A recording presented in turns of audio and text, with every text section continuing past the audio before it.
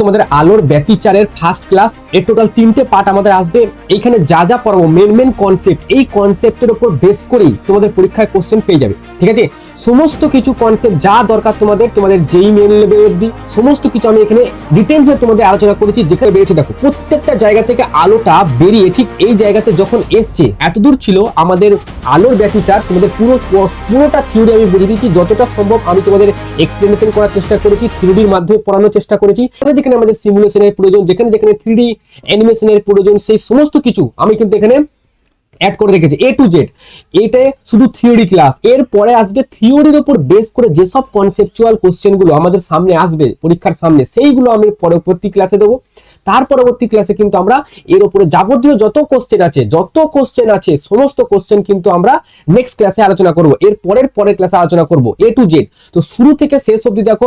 আর যারা এর পিডিএফ নোটটা চাও, অবশ্যই তাকে আমি রিকোয়েস্ট করব সেই জন্য আমাদের টেলিগ্রাম গ্রুপটায় যুক্ত হয়ে যায়। সেখানে আমরা এর পিডিএফ নোট সেটা আমরা দিয়ে দেবো। দেখো, আলোর ব্যতিচার, এটা হচ্ছে আলোক বিজ্ঞানটা আমাদের দুটো ভাগে বিভক্ত। আলোক বিজ্ঞানটা একটা রে অপটিক্স দুটো, একটা 2 নাম্বার ওয়েভ অপটিক্স। এই দুটো ভাগে আমাদের আলোটা বিভক্ত। ঠিক আছে, এবার রে অপটিক্স এর মধ্যে আমাদের প্রতিফলন আছে, প্রতিসরণ আছে, সমতল দর্পণের প্রতিফলন প্রতিসরণ আছে, সমতল দর্পণ, তারপর হচ্ছে লেন্স, এইগুলো সব আছে রে অপটিক্স এর মধ্যে। কিন্তু ওয়েভ অপটিক্স এর মধ্যে আলোর সমবর্তন চলে আসে, অপবর্তন চলে আসে, ব্যতিচার চলে আসে। ঠিক আছে, এইবার আলো টোটাল আমরা দেখতে পাচ্ছি যে আলোর এক জায়গায় আলো রে অপটিক্স হিসেবে কাজ করছে, রে এক জায়গায় ওয়েভ, আবার এক জায়গায় কণা হিসেবে কাজ করছে। কোথায়, কখন, কেমন ভাবে আলো তার ধর্মকে দেখাবে সেটা ডিপেন্ড করে কোন বস্তুর ওপর আলোটা পড়ছে। ঘরে টিউবলাইট আছে, ঠিক আছে, সেই টিউবলাইট থেকে আলো যখন আমার শরীরের ওপর এসে পড়ে, টিউবলাইট আছে, তার একটা তরঙ্গ দৈর্ঘ্য আছে। আমরা জানি যে তরঙ্গ দৈর্ঘ্য আমরা সচরাচর 10⁻⁻10 মানে আর্মস্ট্রং এ নিয়ে থাকি। তাহলে ওই অর্ডারের কোনো বস্তুর ওপরে যখন আলোটা পড়ে, আমি তো মিটারে আছি, সেন্টিমিটারে আছি, অনেক বড়তে আছি। ঠিক আছে, মানে আলোর তরঙ্গ দৈর্ঘ্য থেকে আমার যে সাইজ বা যে লম্বা যে চওড়া সেটা অনেক বড়। এই আমার মতো বস্তুর ওপরে যখন আলো এসে পড়বে, আলোটা রশ্মি হিসেবে এসে পড়বে। সেজন্য দেখো এখানে লিখেছি এলটা, যেটা বস্তু দৈর্ঘ্য, সেই বস্তু দৈর্ঘ্যটা বড় কার থেকে? ল্যামডার থেকে, আলোর তরঙ্গ দৈর্ঘ্যের থেকে। তখন আলো কিন্তু একটা রে অপটিক্স, রশ্মির মতো আচরণ করে।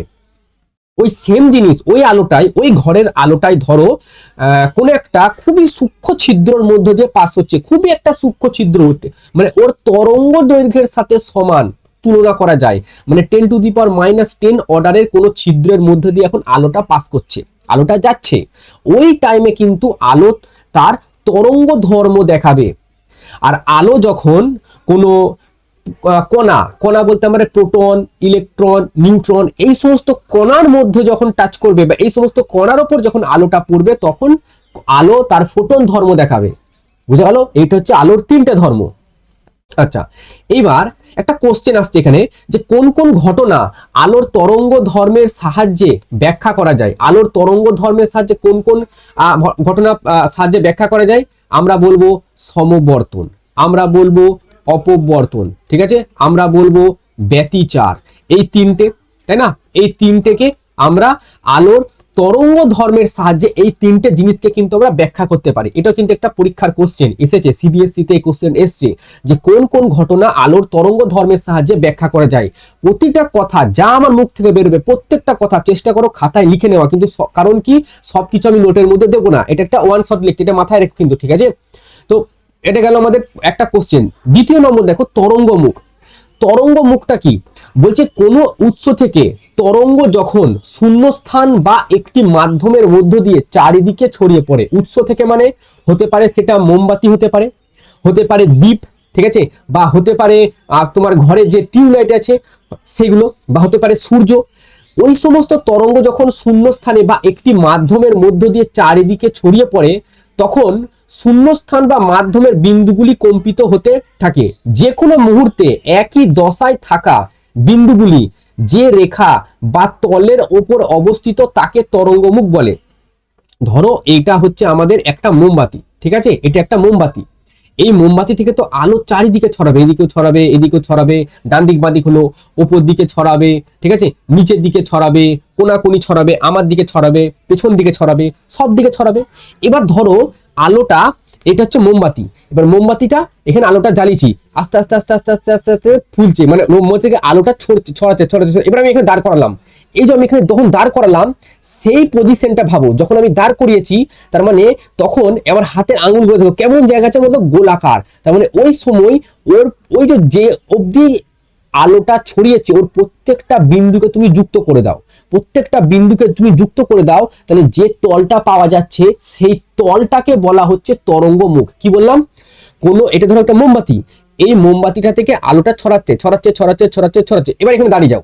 তাহলে এইবার যতটা অবধি ছড়ালো আলোটা, ঠিক আছে, আমরা তো দেখতে পাবো যে আলোটা এতটা অবধি ছড়ালো, ওইটাকে একটা গোল করে দাও, তাহলে ওই গোলটার উপর অবস্থিত প্রত্যেকটা একটা তল হয়ে গেল, গোলটা তাহলে একটা তল হয়ে গেল, ওই তলটাকে বলা হচ্ছে তরঙ্গমুখ। আমরা সিমুলেশনের মাধ্যমে ব্যাপারটাকে বুঝি, তাহলে আরো ভালো করে আসা বোঝা যাবে। চলো, এইখানে একটা সোর্স রাখা আছে, কি সোর্স?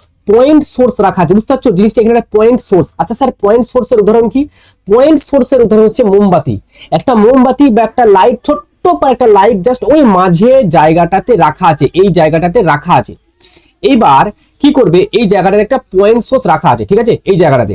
এইবার এইখানে আমি একটা ছোট্ট পারা কাজ করছি।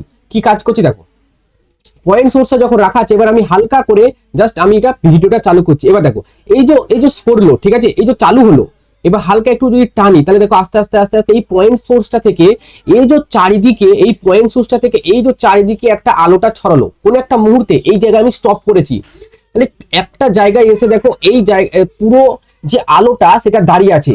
এবার এর প্রত্যেকটা বিন্দুকে যদি আমি যুক্ত করি, ধরো আমি এর প্রত্যেকটা বিন্দুকে যুক্ত করলাম, এইখানে একটা বিন্দু আছে, বা এইখানে একটা বিন্দু আছে, বা এইখানে একটা বিন্দু আছে, এই জায়গায় একটা বিন্দু আছে, এই জায়গায় বিন্দু আসতেছে, এটা হচ্ছে সীমানা। তাহলে এই প্রত্যেকটা বিন্দুকে যদি আমি যুক্ত করি, প্রত্যেকটা বিন্দুকে যদি আমি যুক্ত করি, তাহলে কেমন পাচ্ছি? গোলাকার। তাহলে ওই যে বিন্দুটা যুক্ত করার পরে যে তলটা পেলাম, এটা একটা তল পাচ্ছি, এই তলটাকে বলা হচ্ছে তরঙ্গমুখ। ঠিক আছে, এবার এটা যদি একটা টুনি লাইট হয়, সরি, এই যে একটা খুব ছোট একটা তোমার আলোর উৎস হয়, যেমন মোমবাতি, তাহলে সেখান থেকে দেখো আলোটা কেমন বেরোচ্ছে, তোমরা একটু 3D দেখে নাও। দেখো আমি পুরো ভিডিওটা একবার চালিয়ে দিচ্ছি, পুরো ভিডিওটা, তাহলে তোমরা বুঝতে পারে যাবে। দেখো কেমন করে বেরোচ্ছে, দেখতে পাচ্ছ কেমন করে? ভালো করে দেখো কত সুন্দরভাবে প্রত্যেকটা পার্ট আমি এখানে তোমাদের ডিটেলসে দেখাচ্ছি। তো 3D-তে জিনিসটা খুবই ভালো করে বোঝা যায়। এখন আমি এই জায়গাটায় নিয়ে এসেছি, তখন তুমি দেখো সার্কুলার ওয়েভ ফ্রন্ট আর পয়েন্ট সোর্সটা লেখা আছে। এবার পয়েন্ট সোর্সের জায়গা থেকে, কি সুন্দর জায়গাটা থেকে চারিদিকে ছড়িয়ে যাচ্ছে, এটা হলো পয়েন্ট সোর্স। পয়েন্ট সোর্স থেকে চারিদিকে ছড়িয়ে যাচ্ছে, ওপরে নিচে ডান দিক বাঁ দিক, এই সমস্ত দিকে কিন্তু তখন ছড়িয়ে পড়ছে। তাহলে এই জিনিসটা আমরা পয়েন্ট সোর্স যখন হচ্ছে, তখন কি হচ্ছে? আমাদের যে ওয়েভ ফ্রন্ট, মানে আমাদের যে তরঙ্গ মুখ, সেই তরঙ্গ মুখটা দেখতে কেমন হচ্ছে? গোলাকার, গোলাকার দেখতে হচ্ছে তরঙ্গ মুখটা। ঠিক আছে, নেক্সটটা দেখো, নেক্সট দেখো, এটা একটা কি, আমাদের বাড়িতে, সবার বাড়িতে টিউব লাইট আছে। এখনকার টিউব লাইট না, যেগুলোর ভেতরে গ্যাস আছে, যেগুলো কাঁচ দিয়ে তৈরি হতো, কাঁচ দিয়ে, তো সেই রকম একটা টিউব লাইট আছে। এবার এই টিউব লাইটটাকে যখন আমরা জ্বালাবো, তো এর প্রত্যেকটা, এটাই তো একটা টিউব লাইট হতে পারে, তাহলে এর প্রত্যেকটা জায়গা থেকে আমাদের আলো বেরোবে। আলোটা কেমন করে বেরোবে দেখো, আলোটা কেমন করে বেরোবে দেখো, দেখছো আলোটা কেমন করে বেরিয়েছে দেখো, প্রত্যেকটা জায়গা থেকে আলোটা বেরিয়ে ঠিক এই জায়গাতে যখন এসছে, তুমি দেখো চারিদিকটা এর আকারটা কেমন হচ্ছে, আকারটা কেমন হচ্ছে, আকারটা একটা চোঙের মতো হচ্ছে না, আকারটা সিলিন্ডারিক্যাল হচ্ছে না, একটা সিলিন্ডারের মতো আকারটা। তো যখন একটা সরল রৈখিক কোনো আমাদের উৎস হবে, যেমন উদাহরণ হচ্ছে একটা টিউব লাইট, ঠিক আছে, সরল রৈখিক কোনো আলোর উৎস থেকে যখন ওয়েভ ফ্রন্টটা তৈরি হয়, যখন আলো বেরোয়, তখন যে তরঙ্গ মুখটা তৈরি হয়, সেই তরঙ্গ মুখটা কেমন হয়? সেই তরঙ্গ মুখটা হয় চোঙাকৃতি, সিলিন্ড্রিক্যাল ওয়েভ ফ্রন্ট। দেখো পরিষ্কার লেখা আছে এখানে, সিলিন্ড্রিক্যাল ওয়েভ ফ্রন্ট। যখন একটা সরল রৈখিক কোনো উৎস হয়, সেই সরল রৈখিক উৎস থেকে যে রকম আমাদের ওয়েভগুলো বেরোয়, ওয়েভ ফ্রন্ট তরঙ্গ মুখটা তৈরি হয়, সেটা হয় সিলিন্ড্রিক্যাল, চোঙাকৃতি। এইবার এটা হলো চোঙাকৃতি। এবার এইটা হচ্ছে সূর্য। সূর্য তো অনেক দূরে আছে, অসীম ধরতে পারি। অসীম থেকে যখন আলো আমাদের পৃথিবীর উপর এসে পড়ে, দেখো ভালো করে দেখো, অসীম সূর্য থেকে আমাদের পৃথিবীতে আলোটা এসে পড়ছে, এবং এসে যখন পড়ছে দেখো সেইটা শেষ এ এসে কি হচ্ছে সমতল হয়ে যাচ্ছে, অনেক দূর থেকে আসছে, অনেক দূর থেকে আস্তে আস্তে আস্তে যখন পৃথিবীতে আসছে তখন ওই যে তরঙ্গ মুখটা পৃথিবীতে আস্তে আস্তে সমতল হয়ে যাচ্ছে, সমতলের মধ্যে ছড়িয়ে যাচ্ছে সমতল। ঠিক আছে, তাহলে তিনটে কথা। এক নম্বর, এই যে প্রথম এটা পয়েন্ট সোর্সের জন্য আমরা যে তরঙ্গ মুখটা পেলাম সেই তরঙ্গ মুখটা গোলাকার। ঠিক আছে, আর তরঙ্গ মুখটা কি করে বুঝবে, যে একটা পয়েন্ট সোর্স আছে, সেই পয়েন্ট সোর্স থেকে আলো বেরোচ্ছে কোনো এক মুহূর্তে, যদি ওর প্রত্যেকটা পয়েন্টকে আমরা যুক্ত করে দিই, ঠিক আছে, যতদূর অবধি ছড়িয়েছে তার প্রত্যেকটা পয়েন্টকে আমরা যদি যুক্ত করে দিই তাহলে যে তলটা পাওয়া যাবে সেই তলটাকে তরঙ্গ মুখ বলে। এবার একটা বিন্দু উৎস যদি হয়, বিন্দু উৎস থেকে যেই তরঙ্গ মুখটা পাই সেটাকে হচ্ছে একটা গোলাকার তরঙ্গ মুখ বা গোলীয় তরঙ্গ মুখ। একটা যদি সরলরৈখিক কোনো আলোর উৎস থাকে তাহলে যে তরঙ্গ মুখটা পাই সেটাকে বলা হয় সিলিন্ড্রিক্যাল ওয়েভ ফ্রন্ট, ঠিক আছে, বা চোঙাকৃতি ওয়েভ ফ্রন্ট তরঙ্গ মুখ। আর অসীম থেকে অনেক দূর থেকে কোনো একটা আলো এসে যদি পড়ে ওয়েভ ফ্রন্ট তৈরি করে, সেই তরঙ্গ মুখটা কেমন হবে, সেই তরঙ্গ মুখটা হবে সমতল। ঠিক আছে, এবার আসো দেখো এইখানে যেটা তাহলে তরঙ্গ মুখ আমরা এতক্ষণ ধরে পড়লাম, একটা হয় ওয়েভ ফ্রন্ট হচ্ছে স্ফেরিক্যাল গোলীয় তরঙ্গ মুখ, একটা হয় সিলিন্ড্রিক্যাল যেটা হচ্ছে আমাদের সরল রৈখিক কোনো উৎস, আর একটা হচ্ছে প্লেন ওয়েভ ফ্রন্ট, অসীম থেকে যখন কোনো আলো আসছে তার জন্য ওয়েভ ফ্রন্টটা কেমন হয়, ও সমতল হয়। এবার তিনটে কোশ্চেন, আচ্ছা তিনটে কোশ্চেন এখানে তিনটে কোশ্চেন হয়। এই যে একটি বিন্দু উৎস, একটি বিন্দু উৎস, এক নম্বর বলছে একটি বিন্দু উৎস, দু নম্বর সরল রৈখিক উৎস, তিন নম্বর সূর্য থেকে নির্গত তরঙ্গমুখ কেমন হয়। তাহলে বিন্দু উৎসর ক্ষেত্রে যদি এক নম্বর বলি, তাহলে বিন্দু উৎসর ক্ষেত্রে আমরা কি দেখলাম, তরঙ্গমুখটা কেমন হচ্ছে, গোলীয় তরঙ্গমুখ হচ্ছে, গোলীয়। দু নম্বর সরল রৈখিক উৎস, পেনটা বা ঘরে যে টিউব লাইট আছে সেখান থেকে যে তরঙ্গমুখটা সেটা কেমন হচ্ছে, চোঙাকৃতি। ঠিক আছে, সেটা হচ্ছে আমাদের চোঙাকৃতি। আচ্ছা, সেটা হচ্ছে চোঙাকৃতি। তিন নাম্বার কি, সূর্য থেকে, যখন সূর্য থেকে আলো আসছে মানে অসীম থেকে আলো আসছে, এবার অসীম থেকে আলো আসছে তখন এটা হচ্ছে সমতল। ঠিক আছে, এই তিনটে জিনিস। এইবার এখানে আসো যে একই দশা আর বিপরীত দশা এই কথা দুটোর মানে কি। এখানে আমি একটা ছবি আঁকছি ওয়েবের, এখানে ধরো এরকম একটা ছবি আঁকছি, খুবই ভালো করে বুঝো জিনিসটা। ঠিক আছে, এটা লাগবে আমাদের, এই জিনিসটা এই কনসেপ্টটা আমরা এক্ষুনি ব্যবহার করব, তখন বুঝতে পারবে না, এখন একবার বুঝে নাও। এইখানে ধরো আমি ওয়েব আঁকছি, ঠিক আছে, এটা আমি একটা ওয়েব আঁকছি এবং ওয়েবের ছবিটা হয়েছে। এইবার দেখো আমি এই এরকম একটা ওয়েবকে আঁকলাম, ঠিক আছে, এটা একটা ওয়েব আঁকলাম। এইবার আমি ডট ডট দিয়ে দিলাম, এটা হচ্ছে এর প্রথম হাফ সাইকেল, এটা হচ্ছে একটা ফুল সাইকেল। ঠিক আছে, একটু বেকাটারা হয়ে গেল। আচ্ছা, এইবার এও যখন ওপরে উঠলো, এও তখন ওপরে উঠলো, তারপরে এ যখন নিচে নামলো এও তখন নিচে নামলো, আবার ও যখন ওপরে উঠলো এ ওপরে উঠলো, এ প্লাস তো এ প্লাস, এ মাইনাস তো এ মাইনাস, এও প্লাস তো এও প্লাস, এটা হচ্ছে সমদশা। ঠিক আছে, এটাকে কি বলা হচ্ছে, এটাকে বলা হয় সমদশা। একটা ওয়েভ আর একটা ওয়েভ, দুটো ওয়েভ যদি একই সাথে প্লাস মাইনাস হতে থাকে, ঠিক আছে, এও প্লাস হচ্ছে তো এও প্লাস, এও মাইনাস হলো তো এও মাইনাস, তখন সেই দুটো ওয়েভকে বলা হয় পরস্পর তারা সমদশায় আছে। আর বিপরীত দশাটা কি, বিপরীত দশাটা কি দেখে নাও, বিপরীত দশাটা কি আমি এখানে বলে দিচ্ছি। এইটা ধরো একটা ওয়েভ আমি আঁকছি, এই একটা উপরে গেল আর একটা নিচে এলো, ঠিক আছে, আর একটা আমি এখানে ওয়েভ আঁকছি যেটা নিচে গেল দিয়ে ওপরে এলো, এটা হচ্ছে বিপরীত দশা। ধরো এইটাই হচ্ছে এদের যুক্ত করে লাইন, তো এ যখন প্লাস এ তো মাইনাস, আবার এ যখন মাইনাস এ প্লাস, এটা হচ্ছে আমাদের বিপরীত দশা। ঠিক আছে, যখনই সমদশার কথা বলবে তখনই বুঝে যাবে এই জিনিসটার কথা বলা হচ্ছে, ওয়েভ দুটো একই প্লাস প্লাস আছে বা মাইনাসে মাইনাসে আছে, সমদশা। যদি বিপরীত দশা বলে তখন প্লাসে মাইনাসে থাকবে, একটা ওয়েভ যদি প্লাসের দিকে থাকে আর একটা ওয়েভ মাইনাসের দিকে থাকবে, তখন বলা যায় যে দুটো ওয়েভ কিন্তু এরা পরস্পর কি আছে, বিপরীত দশাতে আছে। আচ্ছা, এবার আসা যাক হাইগেন্সের নীতি, ভীষণই ইম্পর্টেন্ট, হাইগেন্সের নীতি ভীষণই ইম্পর্টেন্ট তোমাদের জন্য। কি বলা হচ্ছে, সমসত্ব মাধ্যমে কোনো আলোক উৎস থেকে আলোক তরঙ্গ সমবেগে চারিদিকে ছড়িয়ে পড়ে। আলোক উৎস হিসেবে তোমরা ওই বিন্দু উৎসটাকে নাও, ওইখান থেকে আলোটা কেমন করে চারিদিকে ছড়িয়ে পড়ছিল, তো চারিদিকে ছড়িয়ে পড়ে যে কোনো মুহূর্তে চারিদিকে ধাবমান তরঙ্গগুলি একটি গোলীয় তলে পৌঁছায়। হ্যাঁ স্যার, এক্ষুনি দেখালেন গোলীয় তলে গিয়ে পৌঁছালো, ওই গোলকের তলে অবস্থিত প্রতিটি বিন্দু সমদশা সম্পন্ন হয়। তার মানে যেই চারটে বিন্দু এঁকেছিলাম এইরকম করে চারটে বিন্দু আঁকলাম, ঠিক আছে, এখানে একটা বিন্দু, এই একটা বিন্দু, এই একটা বিন্দু, এই একটা বিন্দু, চারটে বিন্দু এঁকেছিলাম। এই চারটে বিন্দু কিন্তু এরা পরস্পর সমদশা, এবং সমদশার মানে কি আমি বলে দিলাম যে এইখান থেকে ধরো আমার ওয়েভটা বেরোচ্ছে, এরকম করে একটা জায়গায় ওয়েভ বেরোলো, এই জায়গা থেকে আর একটা ওয়েভ বেরোলো, ঠিক আছে, এই জায়গা থেকে আর একটা ওয়েভ বেরোলো, এবং এই জায়গা থেকে আর একটা ওয়েভ বেরোলো, তাহলে চারটে ওয়েভ বেরোলো, চারটে বিন্দু ধরলাম। এই চারটে ওয়েভ সমদশা মানে প্রত্যেকটা ওয়েভ যখন একটা প্লাস হচ্ছে বাকি তিনটেও প্লাস, একটা মাইনাস হলে বাকি তিনটেও মাইনাস, এটাকে বলে সমদশা। মানে এইখান থেকে যে চারটে ওয়েভ বেরিয়েছে, চারটে ওয়েভ ধরো এই চারটে বিন্দুতে গিয়ে হিট করেছে, তখন সেটাকে বলা হচ্ছে সমদশা, ঠিক আছে, সমদশা সম্পন্ন হয়। তাই ওই গোলকের তল হলো তরঙ্গমুখ। আমি বললাম যে তলটা তৈরি করবে, সেই তলটাকে তরঙ্গমুখ বলে। আচ্ছা, এই তরঙ্গমুখে অবস্থিত প্রতিটি বিন্দু একটি নতুন উৎস বা গৌণ উৎস হিসেবে কাজ করে। এবার এইখানে তো এটা একটা পয়েন্ট, এ কি করবে, এই পয়েন্টটা থেকে আবার একটা, এই পয়েন্টটা আবার একটা তরঙ্গমুখ সৃষ্টি করবে, এখান থেকে ও নিজের তরঙ্গমুখ একটা সৃষ্টি করবে এই জায়গা থেকে, ঠিক আছে, এটাকে বলা হচ্ছে গৌণ তরঙ্গমুখ। এইবার এই গৌণ উৎস থেকে গৌণ তরঙ্গ বা অনুতরঙ্গ সৃষ্টি হয়ে একই বেগে চারিদিকে ছড়িয়ে পড়ে।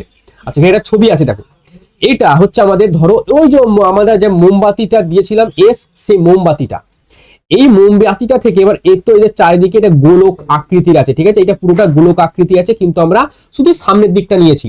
তো এইখান থেকে এই প্রত্যেকটা বিন্দুতে আলো গিয়ে পৌঁছেছে, এইখানটায় এই বিন্দুটাতে গিয়ে আলোগুলো গিয়ে পৌঁছেছে, এবং এইখান থেকে যেই ওয়েভটা গিয়ে এই জায়গায় পৌঁছেছে, সেম একই সমদশা সম্পন্ন ওয়েভ এই জায়গাতেও গিয়ে পড়েছে। বুঝা গেল? এইবার হাইগেন্স বলছে এবার এই যে এখানে যে উৎসটা তৈরি হলো, এই যে কি বলছে যে গৌণ তরঙ্গে অবস্থিত প্রতিটি বিন্দু, ঠিক আছে, তাহলে এইটা হচ্ছে আমাদের গৌণ তরঙ্গ। এই গৌণ তরঙ্গে যে প্রতিটি বিন্দু, এই বিন্দুটা থেকে নিজেই আবার একটা তরঙ্গ সৃষ্টি করবে, একটা তরঙ্গ মুখ সৃষ্টি করবে এই জায়গাটা থেকে। তো এই যে যদি আবার একটা সৃষ্টি করে, তাহলে আবার এই জায়গায় পৌঁছাবে, তখন আমরা আবার একটা এরকম একটা লাইন টানবো, তাই না, আবার একটা লাইন টানবো, এবং এরকম করতে করতে এটা এগিয়ে যাবে। তারপরে এ আবার একটা তরঙ্গ সৃষ্টি করবে, এবং সেটা আবার একটা লাইন টানবো, আস্তে আস্তে আস্তে এগিয়ে যাবে। কিন্তু কিন্তু হাইগেন্সের নীতি অনুযায়ী বলা হচ্ছে যে এবার বলো এইখান থেকে যেই আমাদের তরঙ্গমুখটা সৃষ্টি হবে, সেটা তো চারিদিকে ছড়াবে, ঠিক না, সামনেও ছড়াবে আবার পেছনেও ছড়াবে। কিন্তু হাইগেন্সের নীতি অনুযায়ী বলা হচ্ছে যে না, পেছনের দিকে এই সমস্ত তরঙ্গ যে গৌণ যে তরঙ্গমুখগুলো হয়, এটা পেছনের দিকে আসে না, ঠিক আছে, পেছনের দিকে এরা আসে না, এদের পেছনের দিকে আসার কোনো অস্তিত্বই নেই। তার মানে এইখানে এটা আমাদের মাঝে যেটা আছে পি, ঠিক আছে, মাঝে কি আছে, মাঝে আছে পি, আর এটা হচ্ছে ধরো পি ড্যাশ, ঠিক আছে, এখানে হচ্ছে পি ওয়ান, এটা হচ্ছে পি ওয়ান, আর এদিকটা পি টু ধরলাম, তাহলে এটা হচ্ছে মাঝেরটা, এই পিটা তো মাঝেরটা, ঠিক আছে, পি টুর এই পি এর পেছনের দিকে কি আছে, পি ওয়ান, এইটাকে বলা হয় পশ্চাৎবর্তী, ঠিক আছে, এটাকে বলা হয় পশ্চাৎবর্তী। কি বললাম, পশ্চাৎবর্তী তরঙ্গমুখ, এর কোনো অস্তিত্ব কিন্তু বাস্তবে নেই, পশ্চাৎবর্তী তরঙ্গমুখ বলে এটা। কি বলে, পশ্চাৎবর্তী তরঙ্গমুখ, তোমাদের বইতেও আছে দেখবে পশ্চাৎবর্তী তরঙ্গমুখ, ঠিক আছে, তরঙ্গমুখ মানে মুখ্য তরঙ্গমুখ যেটা, তার পেছনের দিকে যে তরঙ্গমুখটা, সেটাকে বলা হয় পশ্চাৎবর্তী, এর কোনো বাস্তবে অস্তিত্ব নাই। এই যে গৌণ তরঙ্গগুলো আছে, এই যে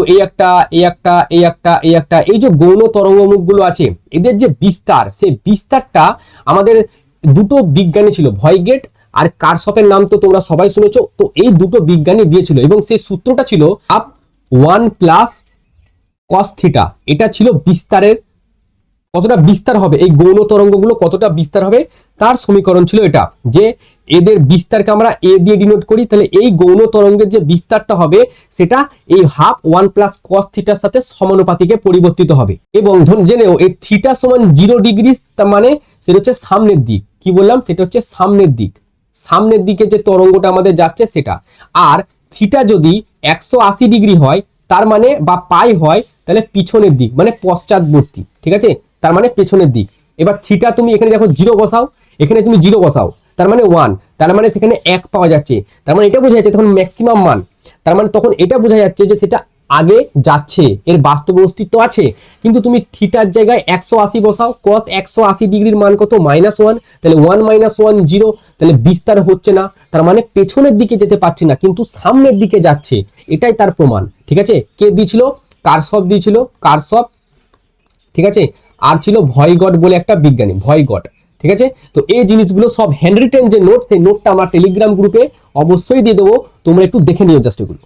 আচ্ছা, পরবর্তী কি বলা হচ্ছে দেখি। আচ্ছা, এটাও কিন্তু ভিভিআই দিয়ে রেখে দিও, এই প্রমাণটা আমাদের খুবই ইম্পর্টেন্ট, যে হাইগেন্সের নীতির সাহায্যে আলোর প্রতিফলনের ব্যাখ্যা। এর আগে একটা ছোট্ট পারা কথা আমি বলে নিই তোমাদের। আচ্ছা, এখানেই বলবো, অসুবিধা নেই, এখানেই বলবো।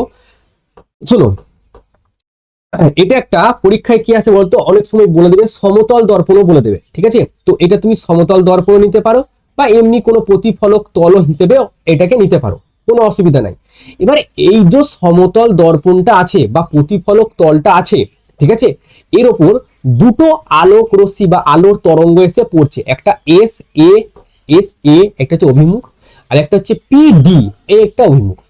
বুঝা গেল? একটা এস এ একটা অভিমুখ, একটা পি ডি একটা অভিমুখ। তাহলে এই দুটো আলোক তরঙ্গ এসে এখন সমতল দর্পণের উপর পড়লো।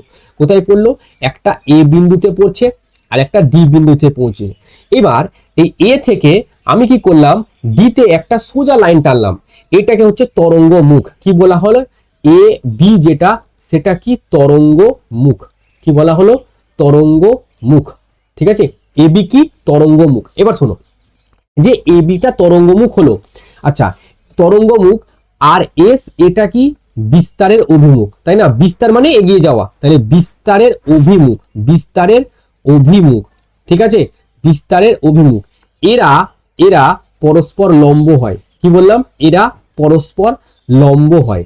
তার মানে এই যে এ বি আর এই যে এস এ, এই পুরো লাইনটা, তার মানে এই যে পুরো কোণটা, এই কোণটা কত ডিগ্রি? 90 ডিগ্রি, পরস্পর লম্ব হয়।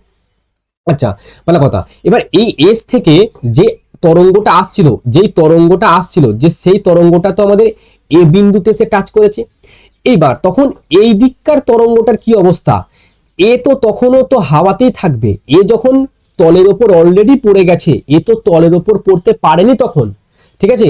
তাহলে তাহলে এবার সে ধরো এই জায়গা আর এই জায়গা, এবার এ যখন পি থেকে যেই তরঙ্গটা আসছে, সেই তরঙ্গটা যখন বি বিন্দুতে আছে, এস থেকে যে তরঙ্গটা আসছে সে কিন্তু ততক্ষণে হিট করে গেছে, সে কিন্তু ততক্ষণে হিট করে গেছে অলরেডি, ঠিক আছে?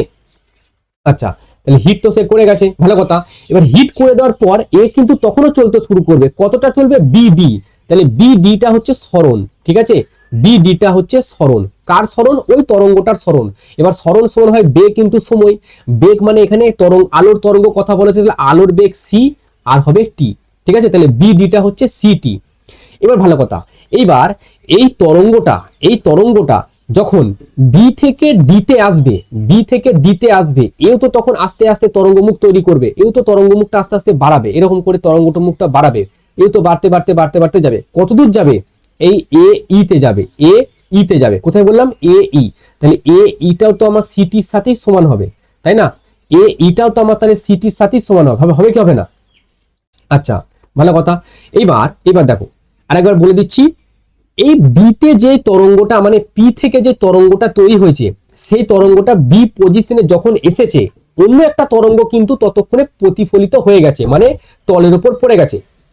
আচ্ছা, এইবার বিতে যখন তরঙ্গটা আছে, সেই তরঙ্গটা এবার প্রতিফলিত হবে, কিন্তু এখন সে হয়নি, তাহলে তাকে কিছুটা পথ যেতে হবে। কতটা পথ যেতে হবে? বিডি পরিমাণ পথ যেতে হবে। তার মানে ওকে স্মরণ করতে হবে অত দূর। স্মরণ সমান বেগ ইন্টু সময়। তাহলে এখানে আলোর কথা বলা হচ্ছে, তো স্বাভাবিকভাবে এটা আলোর বেগ, আর টিটা হচ্ছে সময়। আচ্ছা, তার মানে বিডিটা হচ্ছে স্মরণ। এবার এই তরঙ্গটা যখন বি থেকে ডিতে আসবে, এই এতে যে তরঙ্গটা, সে তো আর এতে থাকবে না, সে তো আর প্রতিফলিত হয়ে বাড়তে শুরু করবে। কত দূরে যাবে? সে যাবে এখন ইতে। তাহলে এ থেকে ইয়ের দূরত্বটা কত? ওই এইখান থেকে এইখানে আসতে যে দূরত্বটা লেগেছে, এখান থেকে এটাও তো সেম একই দূরত্ব হবে, কারণ বেগ তো সমান, তাই না? সেজন্য বিডি সমান আমরা কি লিখবো? এ ই লিখবো। বুঝা গেল? এবার শোনো, তার মানে এই পুরো কোণটা কিন্তু একটা 90 ডিগ্রি কোণ।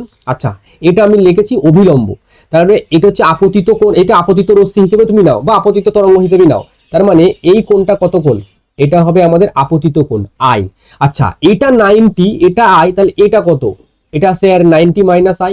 ভালো কথা, এটা হচ্ছে আমাদের 90 মাইনাস আই। এবার এই যে এন, কোণ এন এ আর ডি, কোণ এন এ আর ডি, এই কোণটা এটা কত ডিগ্রি কোণ? 90 ডিগ্রি কোণ। ঠিক আছে, তাহলে এইটা হচ্ছে 90 ডিগ্রি কোণ। এবার এবার আমাকে বলো তাহলে কোণ বি এ আর ডি কত, বি এ আর ডি কোণ সমান কত। তার মানে এই পুরো কোণটা থেকে, এই পুরো কোণটা থেকে যদি আমি এই কোণটা বাদ দিয়ে দিই, এই কোণটা বাদ দিয়ে দিই, পুরো কোণটা থেকে এই কোণটাকে যদি বাদ দিয়ে দিই, তাহলে তো আমার বি এ ডি পেয়ে যাচ্ছি। তাহলে পুরো কোণটা কত, এন এ ডি, এটা পুরো কোণ। সেখান থেকে আমি বাদ দিচ্ছি কারকে, N A B K, N A B K. এবার এন এ ডি মানে হচ্ছে 90 ডিগ্রি, আচ্ছা, মাইনাস এন এ বি মানে কত, N A B 90 minus I, তাহলে 90 প্লাস আই, তাহলে 90 আর 90 যদি কাটে তাহলে আই। তার মানে এখান থেকে এটা দেখা গেল যে এই যে কোণটা, এখানে যে কোণটা তৈরি করেছে, এই যে এখানে যে কোণটা তৈরি করেছে, এই কোণটা হচ্ছে আমাদের আই কোণ। বুঝা গেল? সেম একই কনসেপ্ট আমরা এই জায়গাতেও ব্যবহার করব। এবার এই সেম কনসেপ্ট আমরা এই ই বিন্দু আর এই এন ডি এই দিকটাই অ্যাপ্লাই করব। কি করে দেখো, এটা হচ্ছে অভিলম্ব, তাহলে এটা হচ্ছে প্রতিফলিত আমাদের তরঙ্গ, তার মানে এই যে কোণটা এটা কত হবে, আর কোণ। এবার এখানে দেখো লিখেছি তরঙ্গমুখ, তাহলে এইখানে তরঙ্গমুখ হচ্ছে ডিই, এটা তরঙ্গমুখ। তাহলে এই যে তরঙ্গমুখটা আছে, এই তরঙ্গমুখের সাথে এই যে এটা হচ্ছে বিস্তারের অভিমুখ, তার মানে এই পুরো কোণটা এটা কত ডিগ্রি কোণ, 90 ডিগ্রি। তাহলে এই মাঝের কোণটা কত, একই 90 মাইনাস কত আর, এই মাঝের কোণটা 90 মাইনাস আর। এবার তাহলে এই দিকের ক্ষেত্রে আমাকে তুমি বলো, এই দিকটার ক্ষেত্রে তাহলে কোণ এন ডি এ, কোণ এন ডি এ এটা সমান কত degree, N D A 90 minus R, তাহলে 90 মাইনাস আর হলো। এবার কোণ আমি লাগবে ই ডি আর এটা হচ্ছে আমাদের এ, তাহলে ই ডি এ, কোণ ই ডি এ এটা সমান আমি কি লিখতে পারি না, ই ডি এ মানে এই পুরো কোণটা এন ডি এ, কোণ এন ডি এ মাইনাস কোণ এন ডি ই, কোণ এন ডি ই। এবার এন ডি এ মানে এই অভিলম্বের সাথে তল কত ডিগ্রি কোণ, 90 ডিগ্রি কোণ, আচ্ছা, minus N DE 90 minus R, তাহলে 90 মাইনাস আর করলে শুধু আর আসছে।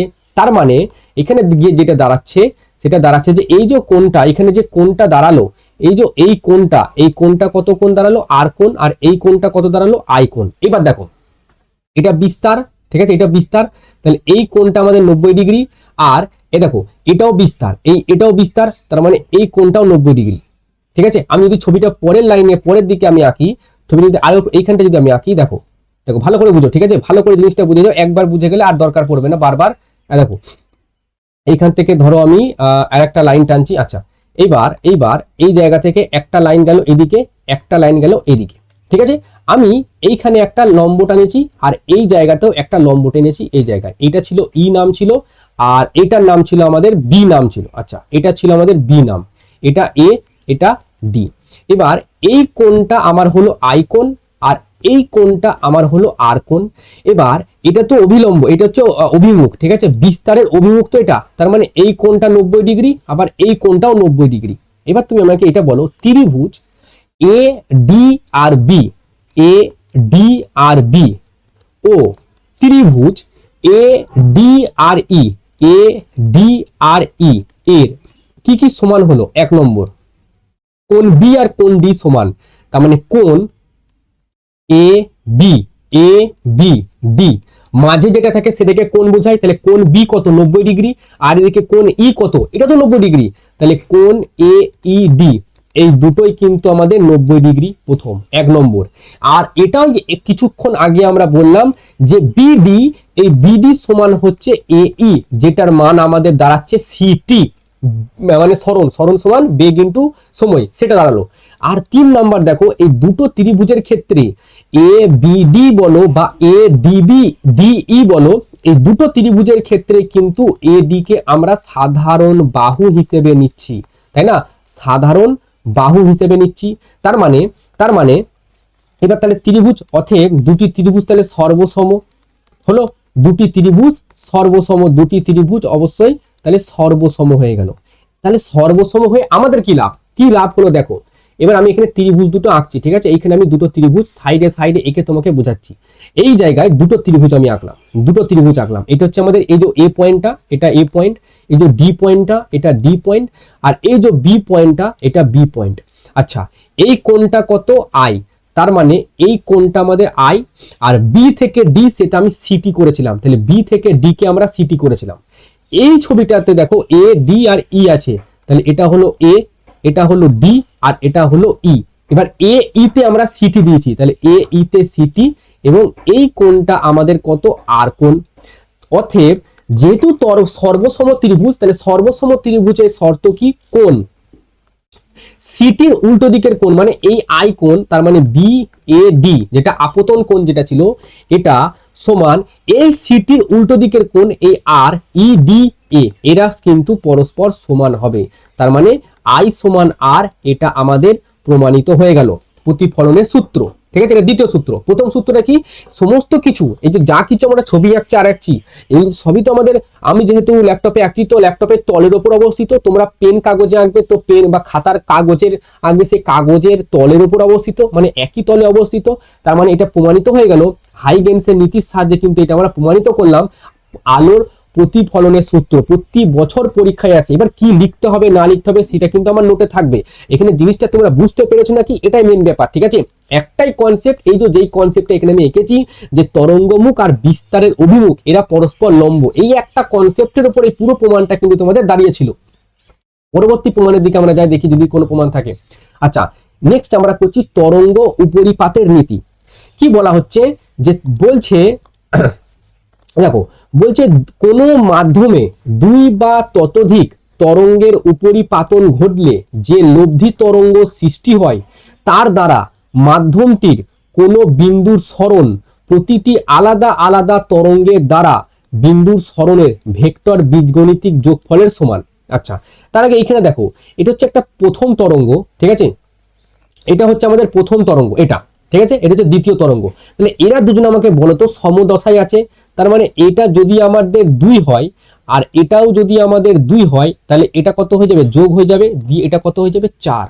ঠিক আছে, এবার এটা দেখো, এটাও তো আমাদের সমদশায় আছে, এটাও যদি 2 হয় আর এটাও যদি আমাদের 2 হয়, তাহলে এটা আমাদের 4 হবে কি হবে না? কারণ এরা সবাই সমদশায় আছে। কিন্তু এইটাই যদি এটা উপরের দিকে আছে 2 আর এটা সরি এটা নিচের দিকে আছে 2, এটা উপরের দিকে 2 আছে, কিন্তু লব্ধি তরঙ্গ 0 হবে, কারণ 2 - 2 0। ঠিক আছে, যদি সমদশায় থাকে উপরে যে অ্যামপ্লিটিউডটা থাকে সেটা যোগ হয়, যদি বিপরীত দশায় থাকে দুটোকে বিয়োগ করে দেওয়া হয়। ঠিক আছে, আচ্ছা, এবারে এই জিনিসটাই আসো, এটা কি বলছে দেখো, তীব্রতা। এই জিনিসটা কি বলছে, এইখানে আমি ধরো একটা বিন্দু আছে, এইখানে একটা বিন্দু, কোনো মাধ্যমে 2 বা ততোধিক তরঙ্গের উপরিপাতন ঘটলে এইখান থেকে একটা তরঙ্গ যাচ্ছে এখন, ঠিক আছে, এইরকম করে একটা তরঙ্গ গিয়ে এখন এই জায়গাটায় এসে পড়েছে। আর একটা তরঙ্গ এই জায়গা থেকে শুরু করেছে, ঠিক আছে, আর একটু দূরে থেকে শুরু করেছে, ধরো এই জায়গা থেকে শুরু করেছে, সেই তরঙ্গটাও যেতে যেতে যেতে যেতে যেতে যেতে এখানে হিট করেছে। তাহলে দুটো তরঙ্গ গেল, দুটো সমদশায় আছে, এটুকু মনে রেখে দিও। ঠিক আছে, তাহলে এই দুটো তরঙ্গ, এটা ধরলাম আমি y1 তরঙ্গ, এটা ধরলাম আমি y2 তরঙ্গ, এই দুটো তরঙ্গ এই বিন্দুটায় গিয়ে হিট করেছে, যে একটা লব্ধি তরঙ্গ বের করেছে, এটা হচ্ছে লব্ধি তরঙ্গ। ঠিক আছে, লব্ধি তরঙ্গ বের করেছে। তো কোনো মাধ্যমে 2 বা ততোধিক তরঙ্গের উপরিপাতন, উপরিপাতন মানে কিছুই না, একটা তরঙ্গের উপর আর একটা তরঙ্গ জাস্ট চেপে গেছে। ঠিক আছে, এই যেমন এই বাঁ দিকে যে দুটো দেখালাম, এই 2 আর 2 কে তুমি যুক্ত করো, তাহলে একটা তরঙ্গের উপর আর একটা তরঙ্গ চেপে গেল, মিলে গেল সব লাইন বাই লাইন, তাহলে 2 আর 2 4 হয়ে গেল, যদি না মিলে তখন মাইনাস। কোনো মাধ্যমে 2 বা ততোধিক তরঙ্গের উপরিপাতন ঘটলে যে লব্ধি তরঙ্গ সৃষ্টি হয়, এখানে লব্ধি তরঙ্গ কি সৃষ্টি হলো? y, তার দ্বারা মাধ্যমটির কোনো বিন্দুর সরণ, এই বিন্দুটার সরণ ঘটেছে, এই দিক বরাবর সরণ ঘটেছে বা নিচের দিক বরাবর সরণ ঘটেছে, যা হোক সে সরণ ঘটেছে, এক জায়গা থেকে এক জায়গায় গেছে। সরণটা কি হচ্ছে? সরণটা প্রতিটি আলাদা তরঙ্গ দ্বারা, প্রতিটি আলাদা তরঙ্গ, এই একটা তরঙ্গ এই একটা তরঙ্গ, ওই বিন্দুর সরণ ভেক্টরের বীজগাণিতিক যোগফলের সমান। তার মানে y যেটা হবে, এর সরণ ছিল y1 আর এর সরণ ছিল y2, এদের বীজগাণিতিক যোগফলের সাথে সমান। এইটাই বলাই হচ্ছে তরঙ্গের উপরিপাতের নীতি। আর উপরিপাতন মানে হচ্ছে একটা তরঙ্গ আছে, তার উপর সমদশা সম্পন্ন আর একটা তরঙ্গ এসে চেপে গেল, এটাকে বলা হয় উপরিপাতন। বিপরীত দশা হতে পারে, সেক্ষেত্রে আমরা মাইনাস পেয়ে যাব। তো একটা তরঙ্গ আছে, তার উপর আরেকটা তরঙ্গ এসে চেপে পড়লো, তার মানে তখন কি হলো বিপরীত দশা, সরি সেটা হচ্ছে তরঙ্গের উপরিপাতন বলা হয়। ঠিক আছে, তো এই জিনিসটাকে কিন্তু আমরা ডিটেলসে জানবো। তার আগে বলি যে তীব্রতা ও বিস্তারের মধ্যে সম্পর্ক। তীব্রতাকে আমরা আই দিয়ে ডিনোট করি, তাই তো? তীব্রতা যেটা, সেই তীব্রতাকে আমরা আই দিয়ে ডিনোট করি, আর বিস্তার যেটা, সেই বিস্তারকে আমরা এ দিয়ে ডিনোট করব। এবং এদের মধ্যে সম্পর্ক যেটা হয় সেটা হচ্ছে আই সমান এ তার স্কোয়ার। এই সম্পর্কটা কিন্তু তোমরা মনে রেখে দিও, এই সম্পর্কটা মনে রেখে দিও, আমরা ব্যবহার করব। এটা ক্লাস 11-এর জিনিস, যে তীব্রতা আর বিস্তারের মধ্যে সম্পর্ক আই সমানুপাতিক এ স্কোয়ার হয়। এবার আমরা মেন জায়গায় আসছি, যে আলোর ব্যতিচার কি। আচ্ছা, আলোর ব্যতিচার কি বলছে শোনো। বলা হচ্ছে মাধ্যমের কোনো অঞ্চলে একই বিস্তার ও একই কম্পাঙ্কযুক্ত দুটি আলোক তরঙ্গের উপরিপাত হলে লব্ধি আলোক তরঙ্গের তীব্রতা ওই অংশের কোনো কোনো বিন্দুতে বৃদ্ধি পায় এবং কোনো কোনো বিন্দুতে হ্রাস পায়। এই ঘটনাকে আলোর ব্যতিচার বলে। তার মানে মাধ্যমের কোনো অঞ্চলে একই বিস্তার ও কম্পাঙ্কযুক্ত দুটি আলোক তরঙ্গের উপরিপাত হলে লব্ধি তরঙ্গ কোনো কোনো জায়গায় বৃদ্ধি পায়। যেখানে বৃদ্ধি পায় সেখানে আমরা আলো পাই, লাইট পাই, উজ্জ্বল লাইট পাই। আর যেখানে যেখানে হ্রাস পাই কোনো বিন্দুতে, যেখানে ধরো আমাদের প্রাবল্যটা হ্রাস পেয়ে গেল, ঠিক আছে, লব্ধি তরঙ্গের যে মানটা, বিস্তারের মানটা, সেটা হ্রাস হয়ে শূন্য হয়ে গেল, তার মানে সেখানে অন্ধকার পাবো। ঠিক আছে, সেখানে আমরা অন্ধকার পেয়ে যাবো, এবং এটাকেই বলা হচ্ছে আলোর ব্যতিচার। এটা একটু 3D সিমুলেশনে বুঝি, আসো এখানে ভালো করে তাকাও। এখানে কি হচ্ছে, এখানে যেটা হচ্ছে যে এই দুটো হচ্ছে লাইটের সোর্স, ঠিক আছে, এই দুটো থেকে আমাদের তরঙ্গ বেরোবে, যারা সমদশা সম্পন্ন তরঙ্গ হবে। এবং এই তরঙ্গ যখন কোনো একটা জায়গায় হিট করবে, কোনো একটা পর্দাতে গিয়ে পড়বে, তাহলে ওই তরঙ্গ দুটো পরস্পরের সাথে যুক্ত হয়ে যায় বা উপরিপাতন হয়ে যায়। উপরিপাতন হলে একটা তরঙ্গের উপর আর একটা তরঙ্গ চেপে গেল, ঠিক আছে। যদি সমদশায় চেপে যায় তাহলে সেইখানে আমরা লাইট পাবো। আর যদি বিপরীত দশায় চেপে যায়, মানে একটার প্লাসের সাথে আর একটা মাইনাস চেপে গেল, তখন কিন্তু আমরা সেখানে আলো পাবো না, সেখানে অন্ধকার পাবো। দেখো আমি চালু করছি, ঠিক আছে, লাইটটা আমি চালু করছি, দেখো তরঙ্গগুলো বেরোচ্ছে, ঠিক আছে। এবার তরঙ্গগুলো বেরিয়ে দেখো এই জায়গাটায় লাইট দেখাচ্ছে, তারপরে অন্ধকার, তারপরে আবার লাইট। এবার এই জায়গাটায় লাইট দেখাচ্ছে মানে কি, এই দুটো সোর্স থেকে যে সমদশা সম্পন্ন যে আলোটা পড়ছে, সেটা এই জায়গাতে গিয়েও সমদশাতেই থাকছে। যেই যেই জায়গায় যে গ্রাফটা দেখো, এই গ্রাফটা নিচুর দিকে আছে মানে গ্রাফ নিচে, গ্রাফ নিচে, গ্রাফ নিচে। ইন্টেন্সিটি মানে তীব্রতা, তীব্রতা জিরো, তীব্রতা জিরো। তাহলে তীব্রতা জিরো মানে আমরা কি দেখতে পাচ্ছি, সেখানে সেখানে লাইট নেই, সেখানে সেখানে গায়েব হয়ে গেছে, অন্ধকার। আর এটা হচ্ছে তীব্রতা ম্যাক্সিমাম, একটা জায়গায় ম্যাক্সিমাম, একটা জায়গায় ম্যাক্সিমাম, এই একটা জায়গায় ম্যাক্সিমাম। তাহলে এই যে সব জায়গায় তীব্রতা ম্যাক্সিমাম, সেখানে দেখো লাইট দেখতে পাচ্ছি, এই একটা লাইট, এই একটা লাইট, এই একটা লাইট, এখানে উজ্জ্বল দেখা যাচ্ছে। আর বাদ বাকি এইখানটায় অন্ধকার, এই জায়গাটা তো অন্ধকার। তাহলে এমন কি ঘটনা ঘটেছে, ঘটনাটাই ঘটেছে যে এই দুটো জায়গা থেকে যে তরঙ্গগুলো আসছে, ঠিক আছে, এই তরঙ্গগুলো এই মাঝের জায়গাটায় সমদশায় পড়ে গেছে, ঠিক আছে। অন্যান্য তার উপরের জায়গাটায় আর সমদশায় নেই, তার উপরের জায়গাটায় আবার সমদশায় পড়েছে। সমদশায় যদি পড়ে যায় তাহলে প্লাস 2 2 4 হলো প্লাস, এবং তখন আমরা পাবো কিন্তু ব্যতিচার ঝালরের, এটা হচ্ছে ব্যতি, এগুলোকে ঝালর বলে, ঠিক আছে, এই এক একটাকে ঝালর বলা হয়, ঠিক আছে। তো তখন আমরা কি পাবো, যদি সমদশায় থাকে তখন লাইট পাবো, উজ্জ্বল পাবো, যদি বিপরীত দশায় থাকে তখন আমরা অন্ধকার পাবো, ঠিক আছে। প্রতি পাতা যায়। এবার বলছে ব্যতিচারের গাণিতিক বিশ্লেষণ। এবার যেই জিনিসটা আমরা এতক্ষণ দেখলাম, সেই জিনিসটাকে আমরা গাণিতিকভাবে বিশ্লেষণ করব, দিয়ে আমরা কি করব, গঠনমূলক ব্যতিচার। গঠনমূলক মানে যেখানে আলো দেখতে পেলাম সেটাকে গঠনমূলক ব্যতিচার বলা হয়। তো গঠনমূলক ব্যতিচার আর ধ্বংসাত্মক ব্যতিচার। ধ্বংসাত্মক মানে যেখানে অন্ধকার দেখলাম সেটাকে ধ্বংসাত্মক ব্যতিচার বলে। তো ওই দুটো ব্যতিচার গঠনের শর্ত নির্ণয় করব, এবং এই শর্তটা তোমাদের পরীক্ষার ক্ষেত্রে কিন্তু ইম্পর্টেন্ট। তোমরা তোমাদের যে কোশ্চেন ব্যাংক আছে, কোশ্চেন ব্যাংকের যে লাস্টে যে সাজেশন গুলো আছে, ওই জায়গাতে তোমরা থিওরিটিক্যাল যে কোশ্চেন সেখানে দেখবে পরিষ্কার থাকবে যে গঠনমূলক ব্যতিচারের শর্ত লেখো বা ধ্বংসাত্মক ব্যতিচারের শর্ত লেখো। প্রায় প্রতি বছরে ঘুরিয়ে ফিরে কিন্তু কোশ্চেন গুলো আসে। তাহলে এর আমরা গাণিতিক বিশ্লেষণ করব, ঠিক আছে, ফুল ডিট। এটাও কিন্তু আমাদের ইম্পর্টেন্ট। তো এইখানে আমাদের একটা পয়েন্ট আছে, এই জায়গায় আমাদের একটা তরঙ্গ গিয়ে এখন পড়েছে এর ওপরে, ঠিক আছে। আর একটা তরঙ্গ একটু দূর থেকে সেও গেছে, কিন্তু গিয়ে এই পয়েন্টটায় গিয়ে হিট করেছে, ঠিক আছে। উপরের তরঙ্গটার নাম দিলাম y1, এটার নাম দিলাম y2, ঠিক আছে। তাহলে দুটো তরঙ্গ আমাদের গিয়ে হিট করেছে। এবার এই তরঙ্গটা লব্ধি তরঙ্গ একটা তৈরি হয়েছে, এটা হচ্ছে আমাদের লব্ধি তরঙ্গ, যেটা y।